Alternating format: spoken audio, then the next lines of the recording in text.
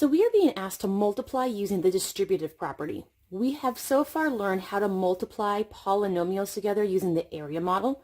We are now teaching you the distributive property. It's a different way of visually looking at it, but it's the same exact process.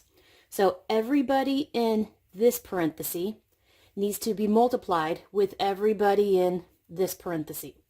So I know that the 2 needs to get multiplied to the 7, and the x's need to get multiplied to the x's. So this entire quantity was multiplied with this entire quantity. So 2 times 7 is 14. When I multiply x's together, you're supposed to add their exponents, so it's actually 2 plus 4. So this is 14x to the 6th power. Everybody in this parenthesis got multiplied to everybody in this parenthesis.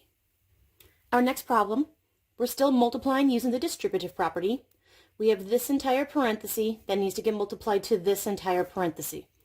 So the way that you could also look at it is that I had a negative 5 times an m times an n to the third, because that's what these are all are. They're all connected by multiplication.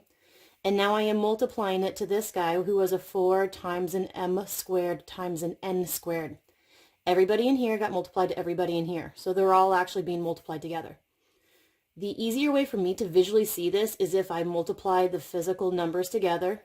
Alphabetically, I want to multiply the physical m's together, and then alphabetically, I want to multiply the physical n's together. So negative 5 times 4 is a negative 20. When you're multiplying the m's together, you're supposed to add their exponents. That's 1 plus 2. When you're multiplying the n's together, you're supposed to add their exponents. So this is a negative 20 m to the third n to the fifth. Our next multiplication problem, everybody in this parenthesis is supposed to be multiplied to everybody in this parenthesis. So we have the first parenthesis being multiplied to the second parenthesis. It's easier for me to visually see it if I write the multiplication with the numbers next to each other and the a's all next to each other. 1/3 times 12 is 4. When I'm multiplying the same base a's together, you're supposed to add their exponents, and he has an exponent of a 1. So this is 4a to the 6th. So our next multiplication problem, this entire parenthesis is connected to this entire parenthesis by multiplication, and it's connected to this one also by multiplication. So everybody in here needs to get multiplied to everybody in here, and then they all get multiplied to everybody in there as well. So a bunch of multiplication, multiplied to more multiplication, multiplied to more multiplication.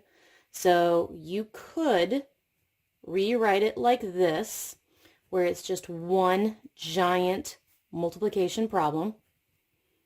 So everybody was multiplied together. So here's everybody being multiplied together.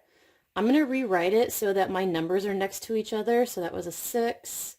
There's a 1/2, no other numbers. Alphabetically, I see S's and R's and T's, so Q, R, S, T. So R comes first, so there's my R. Alphabetically, there's another R.